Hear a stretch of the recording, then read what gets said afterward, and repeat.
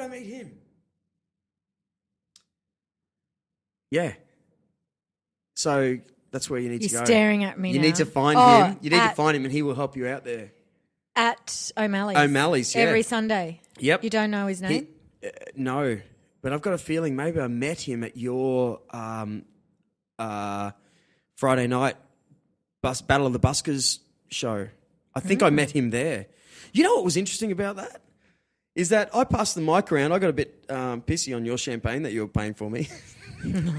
You're drunk as shitload too. Right?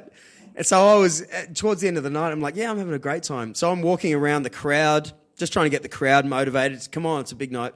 Meanwhile, in my ear, I'm like, can you get Drew to shut up? Fuck that guy. I love him, but... Anyway, where are you from? I kept saying, where are you from? It's a good old trick. You know, you ask someone where they're from, and it's very easy for them to say, what's your name, where you're from? No matter what, people will always answer that question, right? Where you from? The amount of Brazilians, UK, At Battle Italians... of the Buskers? Yes. Why? Currumbin Creek Tavern needs to know that night you bought probably 70% Europeans there. Really? You had, honestly... Where did they come from? I asked 1 million people, and there was probably a good 100 and something people there. Only 30% of the people were from the Gold Coast. I couldn't believe it. I kept asking people, where are you from? There was even people from Manchester who'd never been out. And I went, wait there, you've got to meet Sean Fitzgerald. He's from the UK. You know, one of your performers. Wow. I hooked them up. Then there was 2 people from separate tables who were from Italy. There were a bunch of Brazilians. And that's where I found one of these guys. Yeah, it's serious. So you actually... And they don't go to the Currumbin Creek Tavern. Are you kidding me? Yeah. So, yeah. That really surprises me. Really surprises me, actually. There are a lot of people there. Yeah. So, how's that champagne going down? Oh, it's going pretty good. Like 8 in the So morning, tell me what, Tuesday. it's coming up to Halloween. Yeah, I'm going to a gig. We were asked to do a great gig at Halloween. Now, the gentleman that's booked us is a really great, fun guy who has been running he's been running a Halloween party every single year, and Halloween party every single year. And he said, "What's the directions?" And he goes, "All right, you go down this street in Mudgeeraba and turn left in the driveway after the graves, and after you see a man hanging from a tree, right? That's where you have to go." And he's got rooms full of, you have to go through actors to get into the back room. Big stage set up. He's extended the house, $10,000 to... What, just for a party? Yeah. No. A real serious, big party. Really? And he's the kind of, he says it openly. He's got a girlfriend and everything, but he's a cross-dresser. Why can't I come to this? You can. He's a cross-dresser. And he said, you guys all need to know you're about to go to a very different, very special Is this Halloween the party. Titanics that are playing or just you? Yeah, Titanics. Yeah, right. Go. I'm not going to go on my own. Can I go with anyone? Go with us. Can you Yeah, carry but you'll PA? be playing. Yeah, but... Then what am I going to do? Drink the rest of this Moe? I don't know. When is it? Saturday night? Yep. Oh, yeah. I'll come as your roadie. Yeah. Wear that T-shirt. The Titanics. I can be the groupie. So, do you need a wee yet? No. Don't you? Do you need to? Yeah. Off you go then. I'll just talk random shit. Can you? Yeah, what am I going to talk about? All right. Challenges on you. Go. Challenges on me. One of my biggest challenges is about to leave the room. No, challenges. I don't know. Well, I must say, people say, what does your day involve? And I started writing a blog, but that became a challenge, finding the time to write the blog. But a day in the life of Cindy Jensen is quite varied. I guess let's start from the beginning. What am I going to do in the next few weeks? I guess rewrite the application form, look at my processes, which I have none of, so maybe start some processes. That's a challenge because I am so not process orientated. I'm just like, think of something, let's do it. I don't care how we achieve it. Let's not write a process for that because that's more paperwork. I hate ticking boxes. Although, thanks to Tash, I had this random delivery of a whiteboard at the house one day.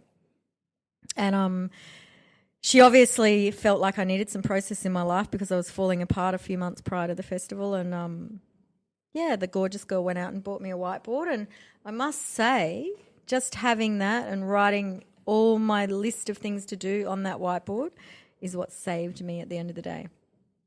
But writing on that whiteboard was a bit of a challenge because that was process right there. Remember, write process on the whiteboard. What are you talking about?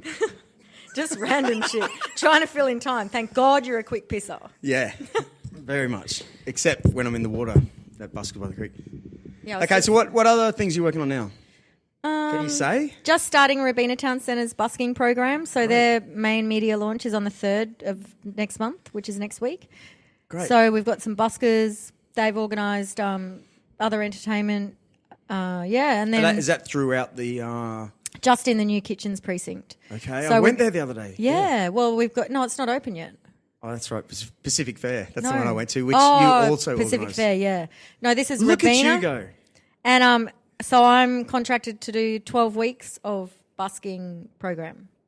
So they've got 3 stages within the kitchens area and they're going to be activated every Thursday night and every Saturday, Sunday. Okay. I feel like I've just joined your show now. Why? I went away and came back.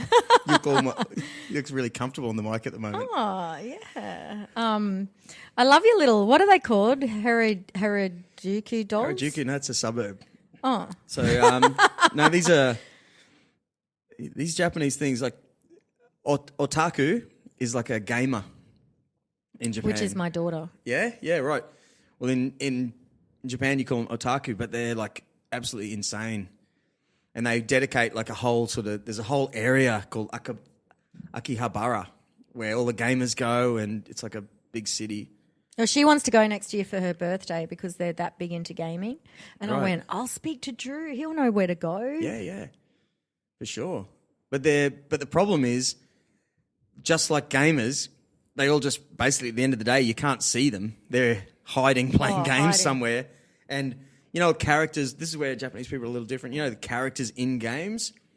Well, just like these little models here, these are characters in the games, and the dudes go. Oh, I've got an old mate in Japan who's like 60. He goes, the problem with Japanese men now is they just whack off over these little models here. Really? And they don't actually try and find girlfriends. Like the population of Japan is crashing big time. People are having half a child. Really? Yeah. And people are so into gaming it's actually difficult to find someone and move into a place together, and they're so different. You know how when we leave high school, we'll always like find a couple of mates, rent a house together, or you... I lived with 9 girls in one house. Jesus Christ. Can I tell you, we had 3 fridges. There was a prostitute. I worked as a Coles checkout chick and going to art school. Shared a room with like 2 girls, 9 girls, and we had the dirty old landlord. Of course we did. Yeah. And he would just turn up unannounced, open the door, in he'd come. Wow. Yeah, that was my first living out of home experience. Wow. Well, that's normal, right? You're saying over that to there. me now. You're saying that to me now. And I go, 9 is a lot of chicks, but I can imagine that happening. Over there, never happens. Oh. You don't get your own house. You never. You stay with your parents until... What, even... Yeah, that's why you don't see Japanese people really partying. When they're married too? Well, that's when they'll move in together. Ah. Yeah. You'll never find someone, unless they're like orphans or something, getting their own little place alone. Right. Never, ever, ever. They'll always stay with their parents. That's why we are wild. We love partying, and we've got pubs and we go out all the time. wild. But over there, dudes are whacking off over models of game Yeah, chicks in their interesting. bedrooms. Yeah. So do you? What are you doing? Sorry. You're a champion, Cindy. I just want you to know. I know that this is your 15th time recording this Is stuff it? with me. How do Yeah. you know? I think I counted the last Remember? one. I was like 14. You know what I miss? Remember how we first met and I came and like rented a room for like, a case of beer or something. Yep. And I miss those days. Yeah, it was funny. Two of us in like a double-story office that had 8 rooms kind of thing. They're all empty. Can I tell you It was now? hilarious. I used to go home and go, fucking shut the fuck up, Drew, so I can get some work done. Yes. Of course. But I loved it. But I never got anything done. Me too. Nothing. It was great. Yeah. Yeah. It was funny. It was hilarious. And every day your festival was coming along closer. Yeah. And I'd be like, I'm not getting anything done. You said it the other day on Facebook, like, look at us now. Yeah. I went, yeah, look at us now. Still poor. Yeah. Don't have that jet ski. And I'm getting my 23-year-old daughter to pay for my holidays. Yeah. Still don't have a jet ski. Working harder too. Yes. Working 3 times harder. Because now I have to get 3 jobs to pay for the Love Fest. And, yeah. So anyway, it's all good fun, right? Yep. So Wouldn't have it any other way. No. So it's an hour and 10 minutes. Really? Normally, put your Seems hand like 20 minutes. there. Good job. All right. What are we going to sing today? Yeah. Okay. Come on. Oh, my hands. Your hands. Okay, what are we going to sing? One of the acts at Buskers was... You know who smashed it Who? still? Who? The Scrims. Oh, I didn't even see them. Were they amazing? Well, I tell you what, they played at the opening night. It's really cool. I'm going to be kind of honest and say last year the Scrimshaw 4, they've changed the name to the Scrims now because there's 5 of them. From Melbourne, these 4 young, good-looking dudes who play like acoustic guitar, banjo, fiddle, double bass, stand-up, and another one kicks a drum with an acoustic guitar. So they rock the room no matter what. I said it at the festival. It's the only band that could go in a time machine and end up anywhere in the world and still be awesome. you know, think of that. Yeah. Like, you can't be a metal band and show up sometime. You're just not. They rock the house. Simple as that. So even all the acts that did Battle of the Buses this year, there wasn't. it wasn't as good as the Scrims. They are a genuine, and they recorded at Love Street Studios. Yeah, I can't wait this to week. hear them. Yeah, I think they are a genuine, legit, famous band. That's about to totally. Yeah, And it'll be so cool, won't it, when we look back at the festival poster. I saw you had one on the wall down there, and go, fuck, those guys played at Buskers like in second year, and now look at them. Yeah, Everyone, they played about 6 times at the festival. Did you know that? Yes. They moved around because Yeah, they're I from saw them on the Melbourne and main they're stage, like, oh, we want to play as often as we can, obviously to, help us fund the trip and, what have you. Everyone loves them. Yeah. I think and musicians need to learn from them. Like the upbeat dance beat is all that matters, right? And what is with musicians, like so many YouTubes I had to watch this year, right, with so many applications. And you're just like going like this, nodding off after like the first line. And it's like, why is everyone going down that path? Bring some love and some happiness and, upbeat music. Yeah. Well, some music comes out of you. I know, I understand that. Like I had a girlfriend and she was like, oh, God, can you stop playing your songs? They make me sad. Like, for a guy that seems to be happy, all your songs are like dog shit boring and like sleepy.